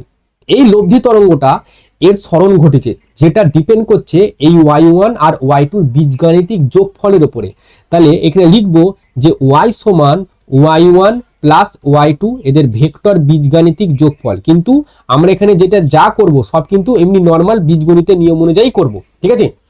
এবার যে কোনো তরঙ্গের সমীকরণ, ঠিক আছে, যে কোনো তরঙ্গের সমীকরণ y সমান এটা থাকে a সাইন ওমেগা টি, ঠিক আছে, ওমেগা টি মাইনাস কে ইন্টু এক্স, যেখানে ওমেগাটা এটা হচ্ছে কম্পাঙ্ক, এটা হচ্ছে বিস্তার, কেটা হচ্ছে কৌণিক তরঙ্গ সংখ্যা, আর এক্সটা হচ্ছে সরণ, ঠিক আছে। এক্সটা কি, এক্সটা হচ্ছে সরণ, কেটা হচ্ছে 2π/λ বলা হয় একে, এটা মনে রেখে দিও 2π/λ। কে যেটা, এই কেটা হচ্ছে কৌণিক তরঙ্গ সংখ্যা, ঠিক আছে, এগুলো মনে রেখে দিও, এগুলো ব্যবহার করব। এটা হচ্ছে কৌণিক তরঙ্গ সংখ্যা, এটা হচ্ছে আমাদের কে, এটার মান, ঠিক আছে। কে সমান 2π/λ, এক্সটা সরণ, আর ওমেগাটা হচ্ছে কম্পাঙ্ক, কৌণিক না, এটা জাস্ট কম্পাঙ্ক, ঠিক আছে, কৌণিক না, কম্পাঙ্ক। এবার দেখো তাহলে এই যে y1 যেটা, এটা কি করব আমি, একই লিখবো এ। আচ্ছা, এটা কিন্তু বিস্তার একই, ঠিক আছে, এটার বিস্তার কিন্তু একই, দুটো তরঙ্গের বিস্তার এক। তাহলে এ sign omega T minus K x নেবো একটাকে, প্লাস আর একটা কি নেবো এ সাইন ওমেগা টি মাইনাস কে। কিন্তু দেখো এ তো এখান থেকে যাত্রা শুরু করেছে, তার মানে এ তো কিছুটা এক্সট্রা পদ গেছে, এই এতটা এক্সট্রা পদ গেছে, ওই এক্সট্রা পদটাকে আমরা ডেল্টা দিয়ে প্রকাশ করব। ডেল্টাটা কি, ডেল্টাটা হচ্ছে পথ পার্থক্য, ঠিক আছে, মনে থাকবে ডেল্টাটা হচ্ছে পথ পার্থক্য। তাহলে কে ফার্স্ট ব্র্যাকেট, এখানে থার্ড ব্র্যাকেট দিলাম, এক্স প্লাস ডেল্টা, ঠিক আছে, এক্স প্লাস ডেল্টা দাঁড়ালো। এবার এইখানটা আমি যদি একটু ভাঙি এখানটা, তাহলে এ sign omega T minus K x লিখলাম, ঠিক আছে, প্লাস এ সাইন, এবার এটা যদি ভাঙো তাহলে omega T minus K X minus কে ডেল্টা, এটা হবে।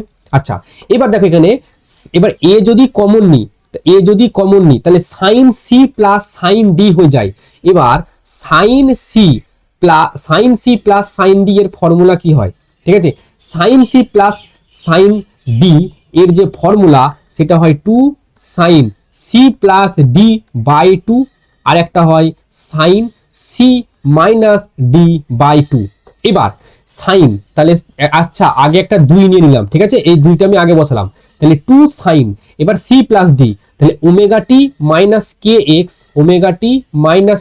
এক্স, তারপরে প্লাস কি আছে ওমেগা টি, আবারও মাইনাস কে এক্স মাইনাস কে ডেল্টা, পুরোটার তলায় আমাদের কত থাকবে 2।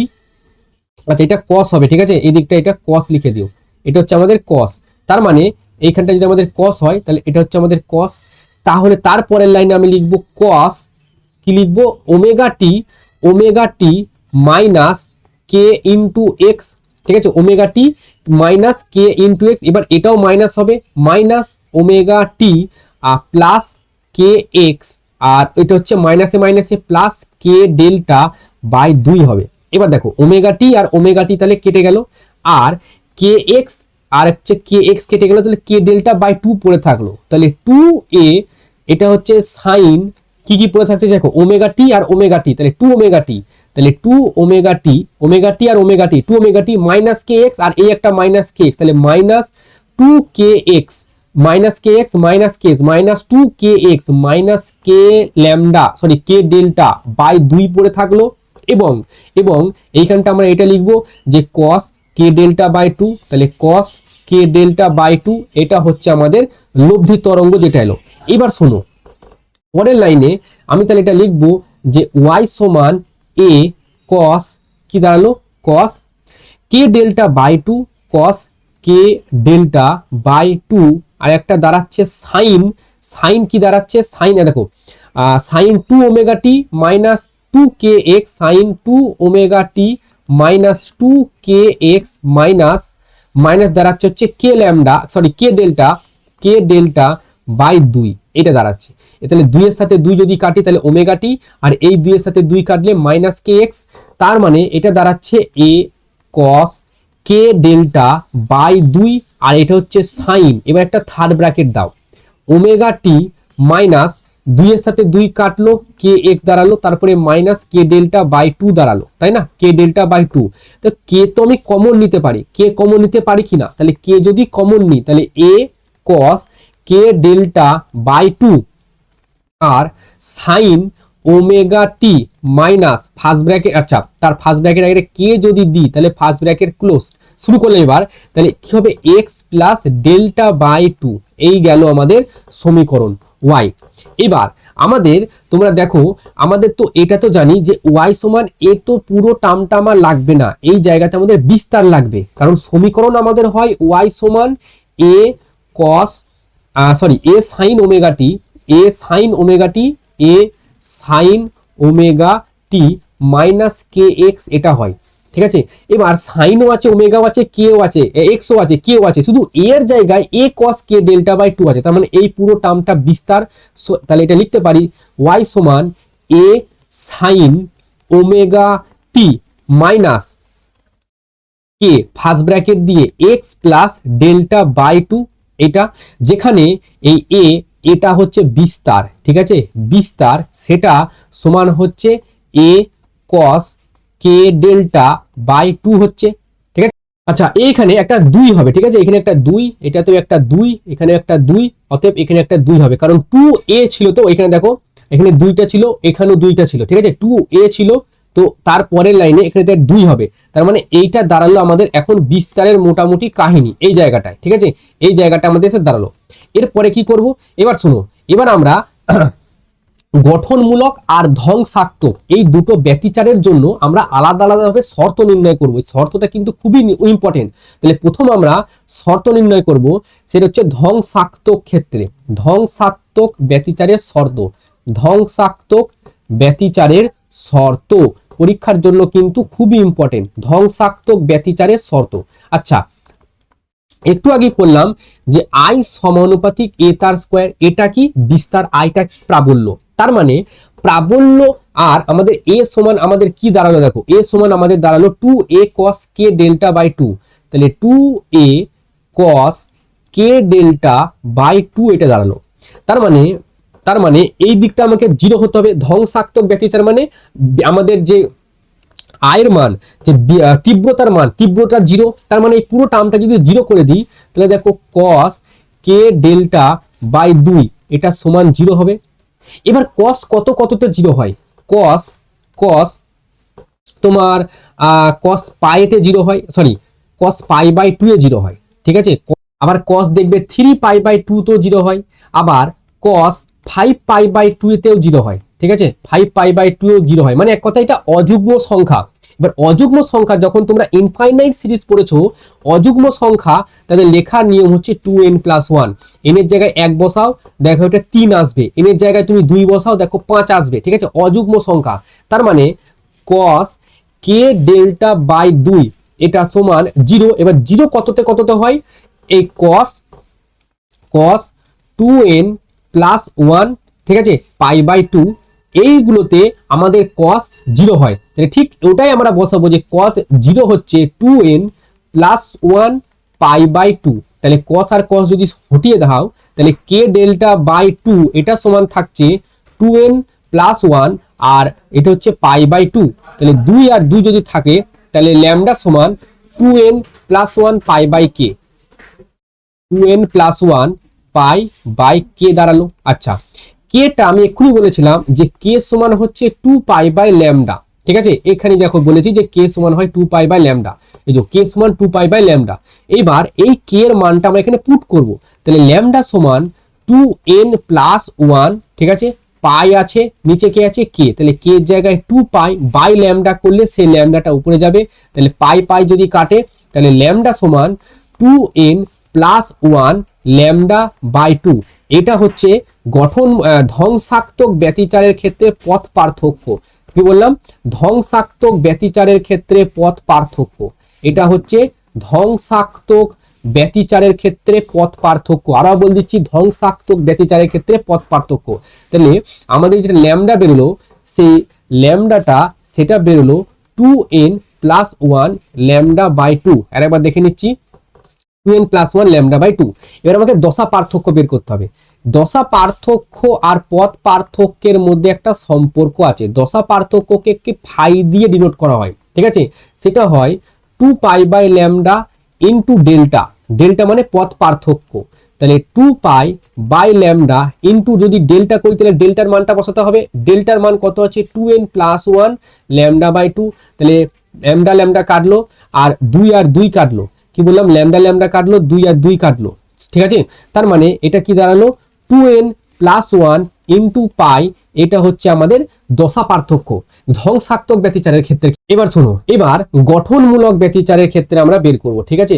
গঠনমূলক ব্যতিচারের ক্ষেত্রে আমরা এই জিনিসটাই বের করব। কি বললাম? গঠনমূলক ব্যতিচারের ক্ষেত্রে, গঠনমূলক ব্যতিচারের শর্ত, ঠিক আছে?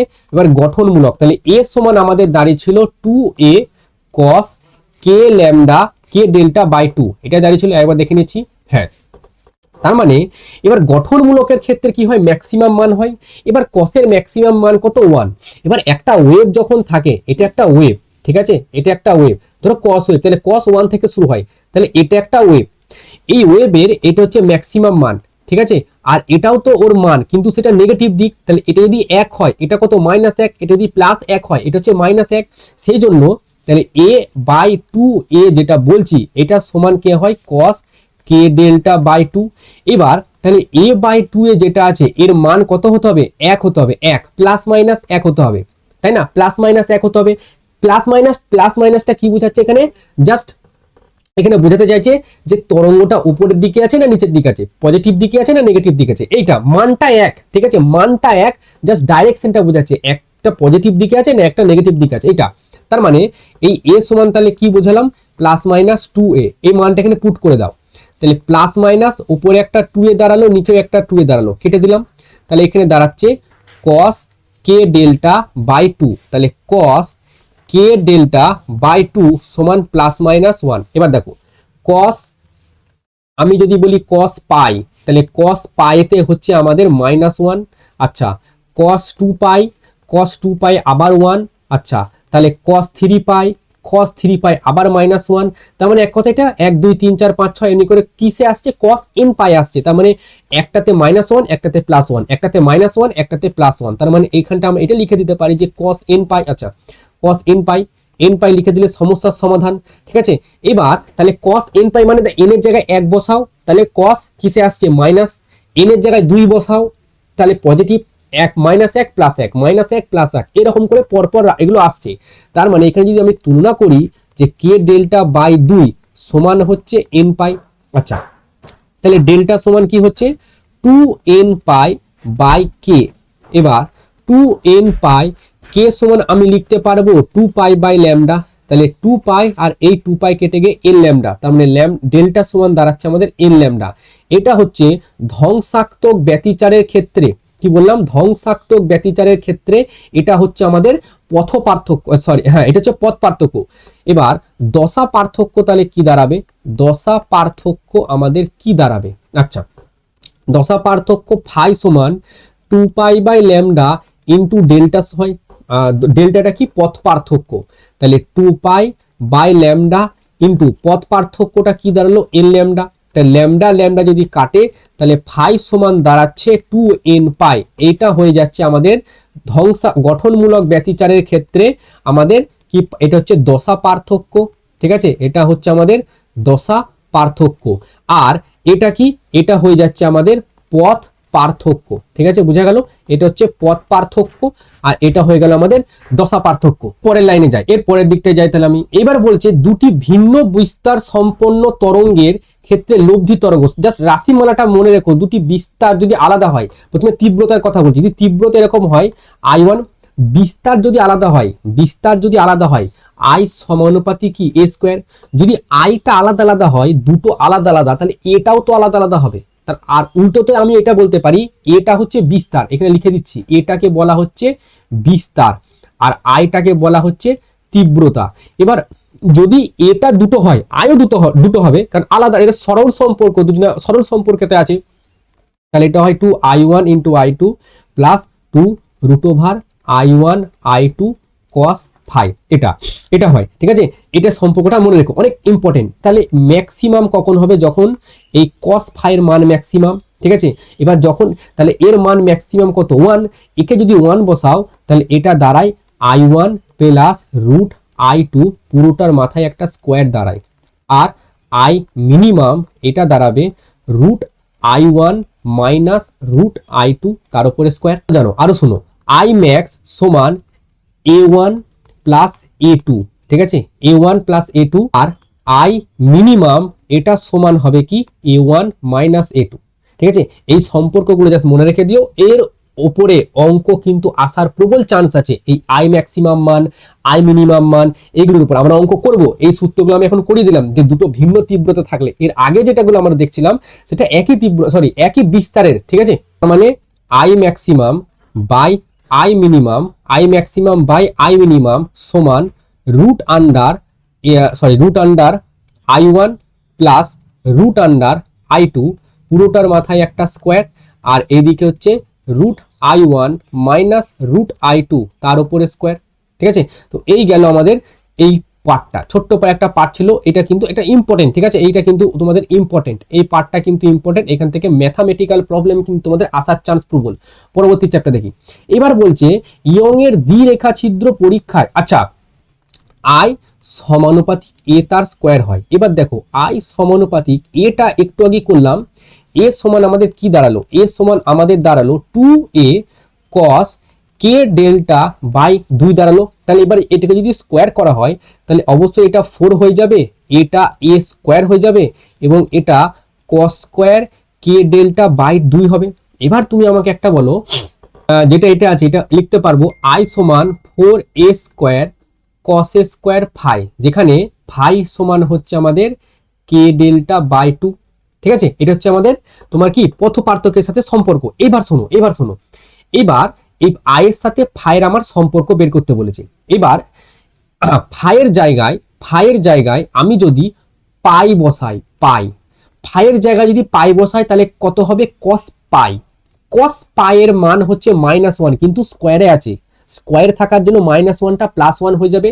সেজন্য দেখো পাই যেটা সেখানে আমরা ম্যাক্সিমাম পাচ্ছি, পাইতে আমরা ম্যাক্সিমাম পাচ্ছি 4a স্কোয়ার। এরপরে তুমি ফাইয়ের জায়গায় 2 পাই নিয়ে যাও। আমি বললাম না যেখানে যেখানে অযুগ্ম সংখ্যা থাকবে সেখানে মাইনাস আসবে, তাহলে পায়ে একটা অযুগ্ম আসবে, 2 পায়ে আর একটা অযুগ্ম আসবে, আবার কত আসবে 2 এর পর 3 পায়ে আবার একটা অযুগ্ম আসবে, তারপরে 5 পায়ে আবার অযুগ্ম আসবে। তো এই দেখো এই সমস্ত জায়গায় পাই, 2 পাই, 3 পাই, 5 পাই অযুগ্ম মানে -1। এই cos ফাইয়ের মান তাহলে তখন কি হবে, আই সমানুপাতিক 4a তার স্কোয়ার, এখানে -1 তার স্কোয়ার, তাহলে -1 স্কোয়ার ওই জায়গাগুলোতে আসবে, পাই, 2 পাই, 3 পাই, 5 পাই, এই সমস্ত জায়গাগুলোতে -1 আসবে। এবার স্কোয়ার আছে মানে ওই -1টা পজিটিভ হয়ে যাবে, তাহলে ম্যাক্সিমাম মান আসছে তখন 4a তার স্কোয়ার। কোথায় কোথায় অযুগ্ম সংখ্যা, সেই জন্য তোমরা এখানে দেখো এই গ্রাফটাই কি হয়েছে, এই গ্রাফটায় যেখানে যেখানে পাই আছে অযুগ্ম সংখ্যা, 2 পাই আছে, বা ওই দিক ডান দিকেও আরো আছে হয়তো 3 পাই, 5 পাই, প্রত্যেকটা জায়গায় দেখো ম্যাক্সিমাম মান আমাদের কিন্তু 4 পাই হবে ম্যাক্সিমাম মান, এবং জিরোতেও হবে, কারণ জিরোতে হচ্ছে 1, তো এখানে জিরোতেও হবে, ঠিক আছে। এই জায়গাটায় আমরা জিরোতেও করে দেবো যে ফাই যদি আমাদের 0 হয়, 0 পাই, 2 পাই, 3 পাই, 5 পাই, সেই সমস্ত জায়গায় আমাদের কিন্তু এটা ম্যাক্সিমাম থাকবে। এবার মান হচ্ছে 4a তার স্কোয়ার। এই গ্রাফটা কিন্তু ইম্পর্টেন্ট, এই গ্রাফটা কিন্তু পরীক্ষায় আসে যে তীব্রতা আর দশা পার্থক্যের মধ্যে একটা গ্রাফ আঁকো ইয়ংয়ের দ্বিরেখা ছিদ্র পরীক্ষার, ঝালর যেটা পাওয়া যায় তার। আচ্ছা, নেক্সট আমরা এখানে নির্ণয় করব ব্যতিচার ঝালরের প্রস্থ, এবং এটাই আমাদের শেষ টপিক, আর কোনো টপিক এখানে বাদ নাই। এবার আমরা যেটা বললাম এরপরে আরো পার্ট আসবে যেখানে আমরা এই থিওরিটিক্যালের উপরে, এই কনসেপ্টগুলোর উপরে যে অঙ্কগুলো আছে সেগুলো আমরা করব, এই কনসেপ্টের উপরে আরো যে থিওরি অঙ্ক আছে সেগুলো আমরা করব একে একে। এবার শোনো, এটা আমাদের তোমার ব্যতিচার ঝালরের পুরো সিস্টেমটা। এখানে একটা মেন উৎস নেওয়া হয়, এই উৎস থেকে দুটো সুসংগত আলোক উৎস তৈরি করা হয়। এবার এই সুসংগত আলোক উৎসটা এই জায়গাটায়, এই যে এই ডটেড লাইন যদি আমি করি, আচ্ছা একদম এদের যদি পথ ডিফারেন্স কি থাকে মিডিল পয়েন্টটায়, এই যে মিডিল পয়েন্টটায় যেটা, এই মিডিল পয়েন্টটায় এদের আমি এটা কালো কালি করে দিই, এই একটা মিডিল পয়েন্ট, আর এই যে এইখানে আর একটা মিডিল পয়েন্ট আছে, এই দুটো যে মিডিল পয়েন্ট আছে না, এই মিডিল পয়েন্টটায় কি হয়, এই মিডিল পয়েন্টটায় এরা সমদশায় থাকে। এবার সমদশায় যদি থাকে তখন কি বলতো, এই জায়গাটায় সমদশায় থাকার ফলে, সমদশায় থাকলে কি হয়, সমদশায় থাকলে কি হয়, উজ্জ্বল পটির সৃষ্টি হয়। উজ্জ্বল পটি আমরা একটু আগে দেখলাম, উজ্জ্বল পটি তৈরি হয় সমদশায় থাকলে এই জায়গায়।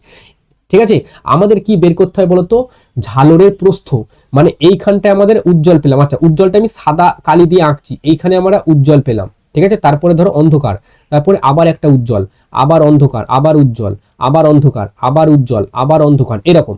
ঠিক আছে, এই জিনিসটা এবার আমাদের যেটা বের করতে হবে, ঝালরের প্রস্থ, মানে এই যে একটা উজ্জ্বল পটি, ঠিক আছে, আর এই যে একটা উজ্জ্বল পটি, এদের মাঝের যে ডিস্টেন্সটা, এই ডিস্টেন্সটা আমাদের বের করতে হবে। ঠিক আছে, পরপর দুটো উজ্জ্বল পটির মাঝের যে ডিস্টেন্স, সেটাকে বলা হয় ঝালরের প্রস্থ। এবার আমাকে সেটা এখানে নির্ণয় করতে হবে। ঠিক আছে, দেখো এখানে তুমি এটা দেখতে পাচ্ছ কি, এখানে একটা ত্রিভুজ আছে, দেখো এটা হচ্ছে S2, S2, S2 P R ও, S2 পি ও একটা ত্রিভুজ দেখতে পাচ্ছ।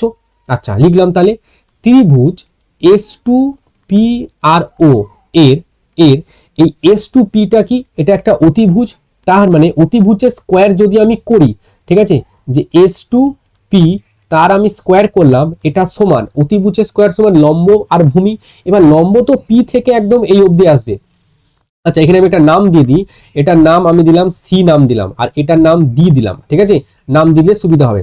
তাহলে পি থেকে ও অবধি আসবে, আর এখান থেকে S2 থেকে সি অবধি যাবে। তাহলে S2 থেকে সি অবধি গেল, প্লাস পি থেকে সি অবধি আসবে, পি থেকে সি অবধি গেল। এবার S2 থেকে সি মানে সেটা ডি, তার মানে অতিভুজের স্কোয়ার সমান এখানে আমি ডি তার স্কোয়ার করব, প্লাস আরেকটা করব কি, এক্স প্লাস ছোট হাতের ডি, এক্স প্লাস ছোট হাতের ডি তার স্কোয়ার। এটা হচ্ছে দুটো যে ছোট ছোট সুসংগত আলোকউৎস আছে, তাদের দুজনের মধ্যে ডিস্টেন্স হচ্ছে 2D। তাহলে অর্ধেক ডিস্টেন্স, তার মানে ও থেকে সি মানে কি এইটুকু দূরত্ব, যেটা অর্ধেক সেটা হচ্ছে ডি। তাহলে এইখানে সেজন্যই আমি লিখলাম এক্স এতটা, আর এইখান থেকে এতটা কত ডি, এখানে দেখো করাই আছে ডি, সেজন্য এটা আমি ডি নিয়েছি। আচ্ছা, ভালো কথা। এবার এবার এইখানটা যদি আমি একটু ভাঙি, যে D square plus x square plus 2xd plus D তার স্কোয়ার। ঠিক আছে, এটা কি হচ্ছে, এটা হচ্ছে S2p তার উপরে স্কোয়ার। সেম একই রকম ভাবে আমি যদি S1p করি, S1p যদি আমি করি এবং তার উপরে একটা স্কোয়ার মারি, সমান এটা কি হচ্ছে অতিভুজ, এটা কি হচ্ছে, এটা অতিভুজ, অতিভুজ স্কোয়ার সমান এই দিকে একটা স্কোয়ার যাবে S1d, তাহলে S1d অতিভুজ স্কোয়ার, এই পুরোটার মাথায় স্কোয়ার, এটারও মাথায় স্কোয়ার, তাহলে S1d তার মাথায় একটা স্কোয়ার, প্লাস পি থেকে ডি তার মাথায় একটা স্কোয়ার। এবার S1dটা কি, S1dটা কত, শুধু ডি, তাহলে ডি তার স্কোয়ার, প্লাস পি থেকে ডি, পুরো পি থেকে ও অবধি হচ্ছে এক্স, আর এইটুকু হচ্ছে ডি, তার মানে আমি এক্স মাইনাস ডি করবো এবং তার মাথায় স্কোয়ার দেবো। তাহলে S1p তার মাথায় স্কোয়ার যদি করা হয়, তাহলে এটা দাঁড়াচ্ছে D square plus x square minus 2x into D plus D তার স্কোয়ার। আচ্ছা, এবার এই দুটোকে যদি আমি বিয়োগ করে দিই, S1p আর S1p তার হোল স্কোয়ার আর S2p আর S1p তার হোল স্কোয়ার, এদের দুজনকে যদি বিয়োগ করি, তার মানে কি দাঁড়াচ্ছে দেখো, S2p তার স্কোয়ার মাইনাস S1p তার স্কোয়ার, এদের দুজনকে যদি আমি বিয়োগ করে দিই, তাহলে ডি স্কোয়ার কেটে যাচ্ছে, এক্স স্কোয়ারের সাথে এই এক্স স্কোয়ার কেটে এখানে শুধু থাকবে 4x ইন্টু ডি। এবার এই S2p আর S1p এটা কি, এটা a স্কোয়ার মাইনাস বি স্কোয়ার না, a স্কোয়ার মাইনাস বি স্কোয়ার এর সূত্র কি a প্লাস বি, আর একটা হবে a মাইনাস বি ফার্স্ট ব্র্যাকেটের মধ্যে, এটা সূত্র। তার মানে এটাকে আমি কি করব, S2p প্লাস S1p, ভালো কথা, আর একটা করব S2p মাইনাস S1p। ঠিক আছে, এটা সমান হচ্ছে 4x ইন্টু ডি। এবার এই S2p মাইনাস S1p এটা কিন্তু পথ পার্থক্য, মানে S2p মানে এই জায়গা থেকে এই জায়গায় কেউ গেছে, আর এই জায়গা থেকে এই জায়গায় গেছে, ঠিক আছে, S1 থেকে গেছে, তাহলে ওদের দুজনের মধ্যে যে ডিস্টেন্স, পথ পার্থক্য, এই দেখো এই লাইনটা যদি টানি, এই যে এইখান থেকে এটা কতটা, এটাই তো S2p মাইনাস S1p পথ পার্থক্য, তাহলে সেটা হচ্ছে পথ পার্থক্য। এটা সমান কি লিখবো, 4xd by S2p plus S1p, এটা হলো। এবার এটা আমি উল্টো পাতায় লিখছি, যে S2p মাইনাস S1p সমান 4xd by 4xd by s2p plus s1p আছে, তাহলে s2p, ঠিক আছে, প্লাস s1p। এবার শোনো, আমরা যে এখানে ছবিটা এঁকেছি, এই ছবিতে এই যে s1 আর s2 অনেকটা দূরত্বে বোঝা যাচ্ছে না, কিন্তু বাস্তবে কিন্তু এরা থাকে কেমন বলতো, এইখানে একটা থাকলো হয়তো, আর এই জায়গাতে একটা থাকলো, আর এইটা ধরো আমাদের তোমার দূর, এটা হচ্ছে পি বিন্দুটা, ধরো এইখানে যে পি বিন্দুটা আমরা এইখানে এঁকেছি, এইখানে সেই পি বিন্দুটা বাস্তবে কিন্তু থাকে খুব কাছে। এবং এদের যদি তুমি এরকম ডটেড লাইন টানো, এইখান থেকে একটা ডটেড লাইন টানলাম, আর এইখান থেকে এটা ডটেড লাইন টানলাম, এদের দুজনের মধ্যে ডিস্টেন্স কত, ডি। এটা হচ্ছে s1 আর এটা s2, তাহলে s1 এর থেকে p এর যা ডিস্টেন্স অলমোস্ট s2 এর সঙ্গে p এর যা ডিস্টেন্স সেটা সমান হয়ে যায়, এবং সেই ডিস্টেন্সটা d এর সাথে সমান হয়। খুব অল্প পার্থক্যটা আছে, এই বিয়োগের সময় কিন্তু আমি এখানে d বসাতে পারবো না, পার্থক্য আছে, ওই পার্থক্যের জন্যই তো এত কিছু, ওই পার্থক্যটা, ওই পথ পার্থক্যটা থাকার কারণেই তো আমাদের এত কিছু তৈরি হচ্ছে, পথ পার্থক্য না থাকলে তো হতো না। কিন্তু এরা দুজনা খুব কাছাকাছি আছে, বাস্তবে ওদের ডিস্টেন্সটা খুব কাছাকাছি। এটা হচ্ছে ইয়ংয়ের দ্বিরেখা পরীক্ষা ছিদ্রের আমাদের যে ঝালর যদি পেতে হয়, তার কিন্তু এটা একটা শর্ত যে ওদের এই যে s1 আর s2 সুসংগত আলোক উৎস, এরা কিন্তু খুব কাছাকাছি থাকে। তাহলে সেটা পি বিন্দুতে যখন তারা আমি যুক্ত করবো একটা লাইন, সেটা কিন্তু একটা সরল রেখায় থাকবে, মোটামুটি একটা সরল রেখায় থাকবে, এবং সেই সরল রেখাটা কত দূরত্ব থাকবে, ডি দূরত্ব থাকবে। সেই জন্য এখানে এই 4xd বাই এখানে একটা d থাকবে, এটা একটা d, তাহলে বড় হাতে 2d থাকলো, এবং এটা হচ্ছে পথ পার্থক্য, যেটাকে আমি ডেল্টা দিয়ে প্রকাশ করলাম। ঠিক আছে, এই জিনিসটা তোমরা মনে রেখে দিও যে এইটা হয়ে গেল আমাদের ইয়ংয়ের দ্বিরেখা ছিদ্রের পথ পার্থক্য। ঠিক আছে, এইবার শোনো, এইখানে এই পথ পার্থক্যটাকে, এই পথ পার্থক্যটা এটা, আর যদি পি বিন্দুতে n তম উজ্জ্বল পটি তৈরি হয়, n-তম উজ্জ্বল পটি তৈরি হয়, উজ্জ্বল পটি, ঠিক আছে, n তম উজ্জ্বল পটি, সেটা xn লিখতে পারি। কেন স্যার xn কেন লিখলেন? কারণ ও থেকে p এর দূরত্ব কত, xn, ও থেকে p এর দূরত্ব কত, xn, তার মানে সেইখানে সমান উজ্জ্বল পটি যদি তৈরি হয়। এবার উজ্জ্বল পটির ক্ষেত্রে আমাদের শর্ত কি, গঠনমূলক ব্যতিচার, গঠনমূলক ব্যতিচারের পথ পার্থক্য যেটা ছিল, আমাদের শর্ত কি ছিল দেখো, এটা না গঠনমূলক ব্যতিচার, এটা হচ্ছে গঠনমূলক ব্যতিচার, কত ছিল, এল ল্যামডা। ঠিক আছে, তাহলে এইখানে আমরা কি লিখবো, এল ল্যামডা, এইখানে সেটা আমরা লিখবো এন ইন্টু ল্যামডা সমান, এন এর মান তো এন, ল্যামডার মান 4x ছোট হাতের ডি বাই বড় হাতের কিন্তু আছে 2d। ঠিক আছে, বড় হাতের কিন্তু 2, আচ্ছা 2d। এবার এই xn এর জায়গা, এখানে একটুখানি মিস্টেক হয়ে গেছে, দেখো এবার এই যে xn আছে, xn, এই xnটা তো পথ পার্থক্য, সেটা কি দাঁড়ালো, এন ল্যামডা। পথ পার্থক্য কত হয়, n তম উজ্জ্বল পটি মানে হচ্ছে গঠনমূলকের পথ পার্থক্য হয় এন ল্যামডা, এটা পথ পার্থক্য। এবার এই xnটা পথ পার্থক্য মানে এইখান থেকে ও থেকে p এর যে দূরত্ব, সেটা আমি বলছি xn। ঠিক আছে, xn, তাহলে এটা পথ পার্থক্য, আর এটাও তো পথ পার্থক্য, তাহলে এই মানটা তো এই জায়গায় বসাতে পারি। তাহলে 4 না লিখে এখানে আমি লিখছি কি 2। ঠিক আছে, এইখানটা আমি কি লিখছি, 2 লিখবো, এই জায়গাটায় আমি 2 লিখবো, তাহলে 2 বসাচ্ছি। দেখো এই জায়গাটা যদি আমি 2 বসাই, 2xd বাই বড় হাতের d, কি করে এলো, এই d এটা কেটে 2 নিয়ে এসেছি, 2xd, এটা সমান আমি এন ল্যামডা বসাতে পারি। আচ্ছা স্যার বসাতে পারি। তাহলে এই যে x, এই x এর জায়গায় আমি কি বসাবো, এই যে x এর জায়গায় xn, অবশ্যই এটা হবে যদি n তম হয়, xn সমান dn into lambda by 2d। ঠিক আছে, তার মানে এটা একটু ভালো করে n lambda d by 2d, এটা হচ্ছে আমাদের n তম উজ্জ্বল পটি। এইবার আমাদের তো বের করতে হবে ঝালরের প্রস্থ, তাই না?